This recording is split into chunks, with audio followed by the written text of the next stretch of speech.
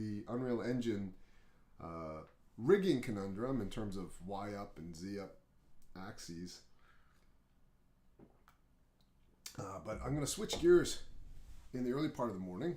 I got a little bit of Houdini prep to do, so I'm going to be inside of Houdini, and then we'll come back and we'll pick up inside of Unreal. I think the next big stage, now that we've got our character in there, is to start bringing in a few of the props, right? And set pieces and things like that. All right. Need to figure out what I'm going to do with the vehicles, as well as I need to find out if we can animate multiple things at the same time using Maya Live Link. Anyway, we'll see. We may have to bring in, I'll probably try a test with the braid. So I'll bring in the braid, I'll add that to the stream, and then see if I can control it directly inside Unreal. Anyway, we'll get to that. So yeah, I've conspicuously not been talking about the Biden election thing that's still going. How about that? It's interesting. I don't know about you, and I think I've read this opinion reflected on a number of different journalistic websites, but it's not, for me, it wasn't particularly a sense of relief as it is for a lot of people. I'm still sort of vexed at sort of society and the human condition, right? And I understand that a lot of people sort of supported Trump to the tune of 70 million people for a variety of different reasons. You know, quite a few of them are economic. And there are, the difficult thing about Trump is he succeeded in quite a few different areas as well, which, you know, doesn't, it's almost as if we're afraid to acknowledge it, because by doing so, we sort of admit that there is yin in Trump's yang. But that's the whole point of the wisdom of the yin-yang symbol, is that even in the predominantly dark spaces, there's a spot of light. And you have to firmly believe that. I think that people are not entirely absolutes, but it's easier, I think, to visualize somebody wholly in the capacity of being dark or wholly in the capacity of being light. And we all know that that's not true. I mean, we do talk about shades of gray and nuance and stuff like that, but I think it's a lot more fun to think in absolutes. So this morning I was thinking, you know, is it predominantly a cultural influence? Is it predominantly what is it? Because let's face it, I think people are spoiling for a fight, and I think one of the things that the anonymity of the internet provides, which absolutely contributed to our situations, is that that anonymity gives free rein to our primal desires. I mean, let's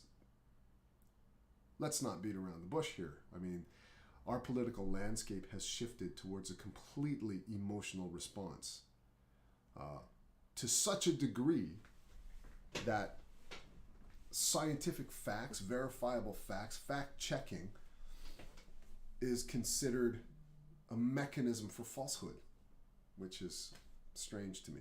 But there it is. That is how powerful we have ended up in this emotional space, and where emotional response overrides absolutely everything, right? Reason goes out the window. Intellect goes out the window. Argument goes out the window. It's all just a purely visceral emotional response. And that's not really a good place to be, you know? So I think that that common sense idea of, you know, never react solely in anger, calm down and allow your rationality to take over, is considered a weakness, I think. Is it us? Is it gaming culture? Is it film? Is it television? Are we promulgating the wrong message by saying, oh, there's a bad guy, let's beat the tar out of him? I mean, don't get me wrong. I'd never go pay, what is it, £12? something like £7, £12 to go see a film where the Avengers simply reason with with Thanos. The name escaped me there for a second. Never watch a film with the superheroes reason with Thanos. Appeal to his better angels. It's just not fun. But, you know, I've never believed that what affects us in terms of our human behavioral responses can never be attributed to fiction. You know, I mean, fiction is there for a solely different reason. But perhaps by moving into a secular society, and I talked about this before, with the absence of the mythological framework that religion supplies, perhaps we are filling that psychological hole with the mythology presented by popular entertainment, maybe. Just as the way our social landscape is being fulfilled by a lexicon of YouTubers, maybe that's what's happening. I don't know. What's evidently clear is there's still a fairly large amount of social dissatisfaction, and you know, I'm not really surprised by that, because interactivity, both with others and with oneself, generally has to involve a fairly large part of the physical, right?